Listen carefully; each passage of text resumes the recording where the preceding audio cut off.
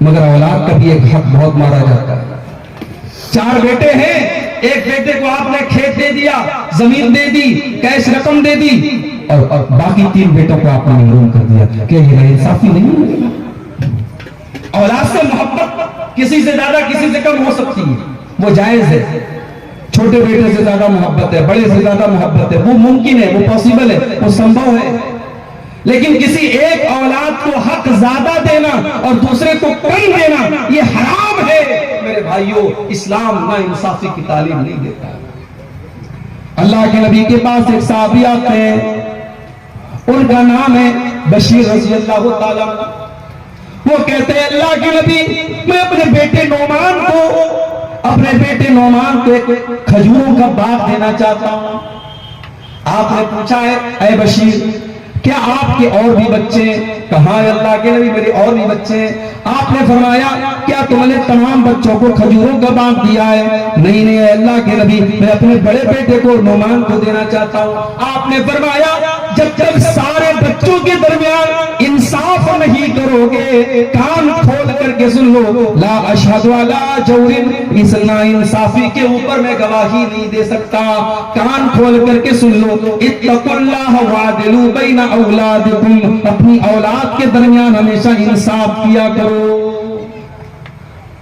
دنیا والوں نے ایک اصول بنایا ہے, everything is clear in love and war, پیار اور جنگ میں سب جائز. اسلام کا یہ اصول نہیں ہے. اسلام کے حساب سے نہ پیار میں سب جائز ہے نہ جنگ میں سب جائز ہے. بھئی پیار کیا ہے؟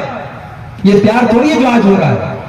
ایک ہوتا ہے شریعت کے دائرے میں رہ کر کے کسی کو کوئی لڑکی پسند آ گئی, کسی خاتون کی تعریف اس نے سنی کہ بڑی خوبصورت ہے, یا اچانک نظر پڑی, کیونکہ پردے کا ماحول ہے جہاں وہاں تو ایک دوسرے کو دیکھنے کا معاملہ نہیں ہے, جہاں بے پردگی ہوگی وہاں دیکھیں گے. تو اگر کسی عورت کسی لڑکی کی خوبصورتی کے بارے میں, دینداری کے بارے میں آپ نے سنا, آپ کو پسند آ گئی, آپ نکاح کا پیغام بھیجو. یہ ہے طریقہ. یہ تھوڑی کہ آپ چکر چلائیں گے جو آج ہو رہا ہے. چکر چل رہا ہے, لو میرج ہو رہی ہے. اسلام میں لو میرج نہیں ہے, معاف کیجیے. اسلام میں شادی کے پہلے لو کا کانسیپٹ نہیں ہے, شادی کے بعد لو کا کانسیپٹ ہے. اسلام کی نظر میں جو محبت ہے وہ شادی کے ذریعے پیدا ہوتی ہے, محبت کر کے شادی نہیں کی جاتی ہے اسلام کے اندر. تو اپنا پیار میں سب جائز ہے, جنگ میں سب جائز ہے. جنگ کے میدان میں بھی آپ ہیں تو اسلام یہ کہتا ہے کسی کے ساتھ نا انصافی نہیں کرنا ہے. اللہ نے فرمایا یا ایھا الذین آمنوا کونوا قوامین للہ شہداء بالقسط, اے ایمان والو ہمیشہ انصاف کا دامن تم تھامے رہنا. ولا یجرمنکم شنآن قوم علی الا تعدلوا, اور خبردار کسی کے ساتھ اگر تمہاری دشمنی ہے تو دشمنی کا یہ مطلب نہیں ہے کہ تم نا انصافی کرو گے. اپنے دشمن کے ساتھ بھی تم نا انصافی نہیں کر سکتے. اعدلوا هو اقرب للتقوى, ہمیشہ انصاف کا دامن تھامے رکھو, ہمیشہ انصاف کیا کرو. انصاف کرنے والا ہی اللہ کی نظر میں متقی ہے. بڑے بڑے داڑھی والے, ابھی آپ کے یہاں کے بارے میں لوگوں نے بتایا کہ لڑکا لڑکی اگر پکڑے جاتے ہیں زنا کے جرم میں تو کہیں منڈل والے یہ فیصلہ کرتے ہیں صاحب لڑکے کے اوپر ایک پینالٹی لگے گی, جرمانہ لگے گا, لڑکی کو دے دیا جائے گا. یہ کون سا انصاف ہوا بھائی؟ اگر لڑکا لڑکی دونوں نے زنا کیا ہے, آپس کی سہمتی سے کیا ہے, تو دونوں گنہگار ہیں. آپ سزا صرف لڑکے کو دے رہے ہیں اور اس لڑکے سے آپ پینالٹی لے کر کے لڑکی کے اس کے گھر والوں کو دلا رہے ہیں. وہ آپ اس گناہ کو اور اس کو بڑھاوا دے رہے ہیں. اور میں نے یہاں تک سنا ہے کہیں باقاعدہ کچھ لڑکیوں نے پیشہ بنا لیا ہے, وہ لڑکوں کو اپنے عشق کے جال میں پھنساتی ہیں اور پھر اس طریقے سے جب معاملہ آتا ہے ان کو اچھا خاصا اماؤنٹ مل جاتا ہے, حکم مل جاتا ہے. میرے بھائیو, اگر آپ اپنے علاقے کے سرپنچ ہیں, اپنے گاؤں کے پردھان ہیں, یا آپ کو لوگوں نے فیصلہ کرنے کے لیے چنا ہے, آپ کی ذمہ داری بہت بڑی ہے. آپ کی ذمہ داری بہت بڑی ہے. آپ نا انصافی سے کام نہ لیں, آپ کسی کا پکشپات نہ کریں. جو صحیح ہو, جو حق ہو, آپ وہ فیصلہ کریں. آپ نیائے کریں, آپ انصاف کریں. اور جانتے ہو انصاف کرنے والے کا مقام کیا ہے؟ اللہ کے نبی فرماتے ہیں کل قیامت کا دن ہوگا, سورج 1 میل کی دوری پر ہوگا, لوگ گرمی سے بے حال ہوں گے، لوگ پسینے سے بے حال ہوں گے، لیکن اللہ تعالیٰ اپنے کچھ بندوں کو قیامت کے دن ان کو دھوپ نہیں لگے گی، ان کو اللہ تعالیٰ اپنے عرش کا سایہ دے گا، ان کو اے سی کی جیسی ٹھنڈک محسوس ہوگی، اللہ تعالیٰ 1 میل کی سورج کی دوری کے باوجود ان کو گرمی نہیں لگے گی۔ وہ کون لوگ ہوں گے؟ آپ نے فرمایا وہ 7 لوگ ہوں گے۔ ان 7 لوگوں میں سب سے پہلا آدمی کون ہوگا؟ آپ نے فرمایا الامام العادل، وہ امام، وہ بادشاہ، وہ خلیفہ، وہ سردار جو انصاف سے کام لیتا ہو۔ جس ملک کا حاکم، جس ملک کا بادشاہ، جس ملک کا حکمران اگر ظالم ہو جائے، نا انصافی پر اتر جائے، اس ملک کے اوپر میرے بھائیوں اللہ کی رحمتیں اور برکتیں نہیں اترتی ہیں۔ آج آپ دیکھ لو، جہاں جہاں آپ کو مصیبتیں اور پریشانیاں نظر آئیں، سمجھ جاؤ اس ملک کے اندر ظلم و ستم ہو رہا ہے، وہاں نا انصافی ہو رہی ہے، وہاں انصاف کا گلا گھونٹا جا رہا ہے۔ انصاف کی بڑی اہمیت اللہ کے راستے۔ انصاف کرنے والوں کا قیامت کے دن کیا حال ہوگا؟ اللہ کے نبی فرماتے ہیں، صحیح مسلم کی روایت ہے، ان المقسطین علی منابر من نور یوم القیامہ، انصاف کرنے والے قیامت کے دن نور کے منبر پر ہوں گے۔ ہائے ہائے، آپ نے لکڑی کا منبر دیکھا ہوگا، آپ نے پتھر کا منبر دیکھا ہوگا، آپ نے اینٹوں گارے کا منبر دیکھا ہوگا، لیکن قیامت کے دن نور کا منبر ہوگا، روشنی کا منبر ہوگا۔ یہ کس کو نصیب ہوگا؟ یہ انصاف کرنے والوں کو نصیب ہوگا۔ الذین یعدلون فی حکمہم واہلیہم وما ولوا، اللہ کے نبی آگے فرماتے ہیں انصاف کرنے والے وہ لوگ ہوتے ہیں جو اپنے فیصلے میں بھی انصاف کرتے ہیں، اپنے بچوں اور پریوار میں بھی انصاف کرتے ہیں، اور جو ذمہ داری ملے اپنی ذمہ داری کے ساتھ انصاف کرتے ہیں۔ ٹیچر ہے، 6 گھنٹے پڑھانے کا پیسہ ملتا ہے، 2 گھنٹے پڑھا کے بھاگ جاتا ہے، یہ بھی نا انصاف تھا۔ پولیس والا ہے، 30,000 روپے اس کی تنخواہ ہے، جو سرکار دے رہی ہے 20,000 وہ ٹیبل کے نیچے سے لے رہا ہے، یہ بھی نا انصاف تھا۔ اپنی ذمہ داری اور اپنے کرتویہ سے پیچھے ہٹنا اور اپنی ذمہ داری کے ساتھ بے ایمانی کرنا میرے بھائیوں یہ بھی نا انصافی ہے، اور اللہ نے اعلان کر دیا انصاف کیا کرو، میں انصاف کرنے والوں کو پسند کرتا ہوں۔ 3 چیزیں ہو گئی۔ نمبر 4، یا ایھا الذین آمنوا لا یسخر قوم من قوم عسى ان یکونوا خیرا منہم، اے ایمان والو خبردار کوئی کسی کا مذاق نہ اڑائے، کیونکہ مذاق اڑانے والا اپنے کو بہتر سمجھتا ہے اور تمہیں نہیں پتا کہ تم بہتر ہو یا وہ بہتر ہے جس کا تم مذاق اڑا رہے ہو۔ لا یسخر قوم من قوم عسى ان یکونوا خیرا منہم، خبردار کوئی کسی کا مذاق نہ اڑائے، ہو سکتا ہے جس کا تم مذاق اڑا رہے ہو تم سے بہتر ہو۔ ولا نساء من نساء عسى ان یکن خیرا منہن، اور اے عورتوں تم بھی کان کھول کر کے سن لو، کبھی کسی عورت کا مذاق نہ اڑاؤ۔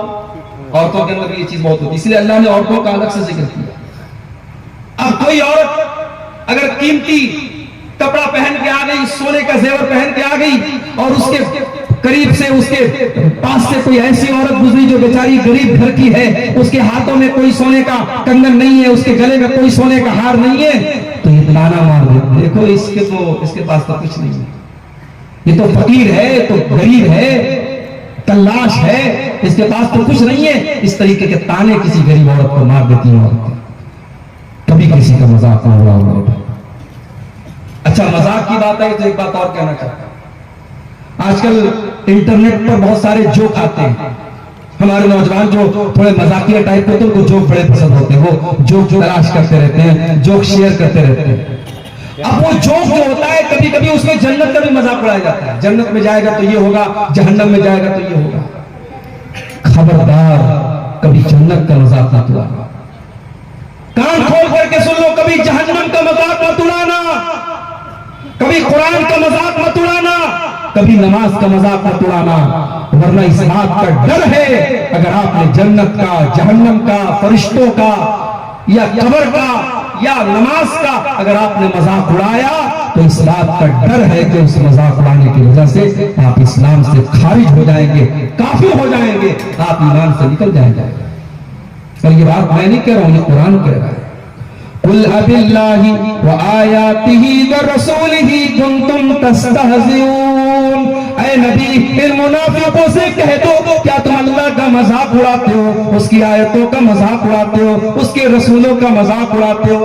اے نبی اگر یہ منافق کہتے ہم تو ایسے ہی مذاق کر رہے تھے، ان سے کہہ دو لا تعتذروا قد کفرتم بعد ایمانکم، اے منافقو اب تمہارے پاس کوئی بہانہ نہیں بچا، تم نے اللہ کا مذاق اڑا کر کے، رسول کا مذاق اڑا کر کے اور اللہ کی آیتوں کا مذاق اڑا کر کے تم کافر ہو گئے، تم ایمان سے خارج ہو گئے۔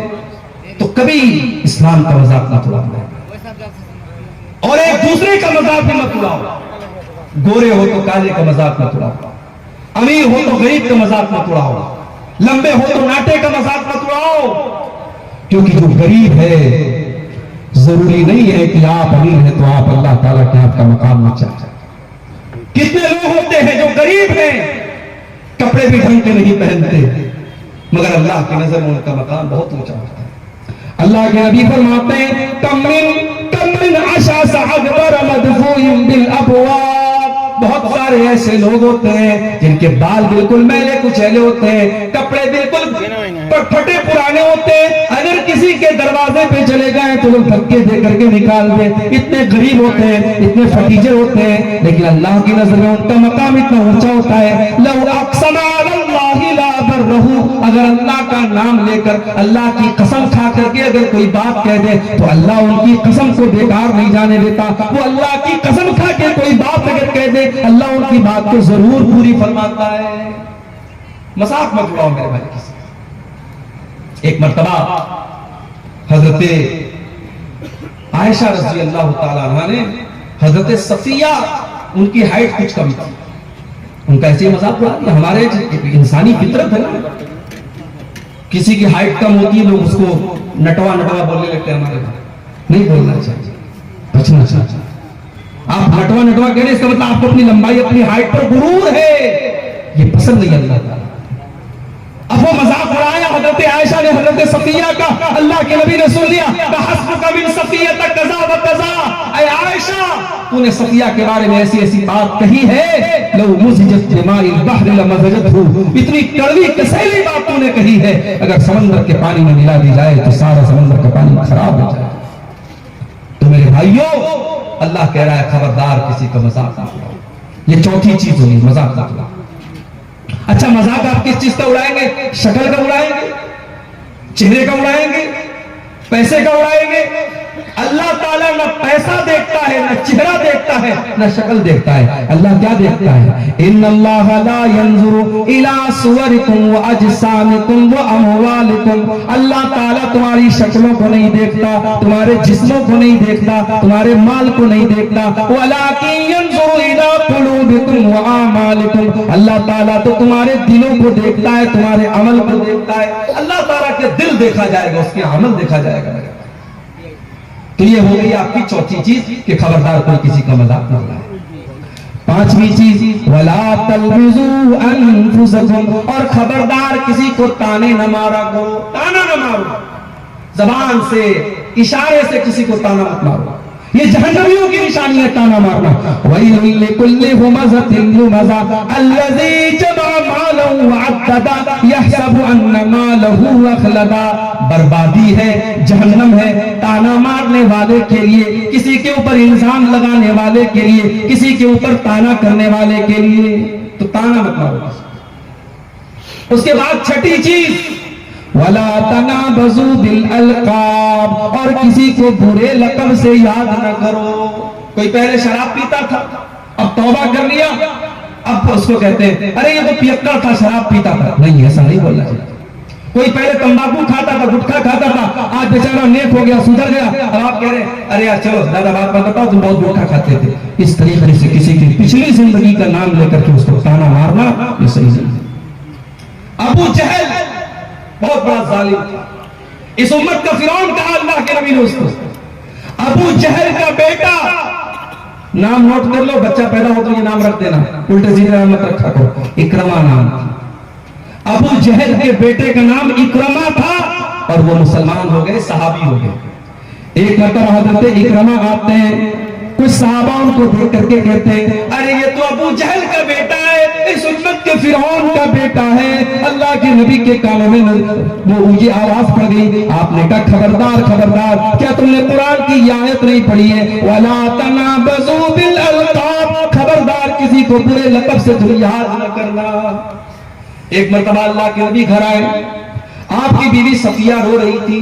آپ نے پوچھا صفیہ کیا بات ہے, کیوں رو رہی ہو؟ کہا اللہ کے نبی مجھے آپ کی دوسری بیویاں کہتی ہیں میں یہودی ہوں اور یہودی باپ کی بیٹی ہوں. اے اللہ کے نبی میں تو آپ کی بیوی ہوں, میں تو آپ کے اوپر ایمان لے آئی ہوں. اگر میرا باپ یہودی تھا اس میں میرا کیا قصور ہے؟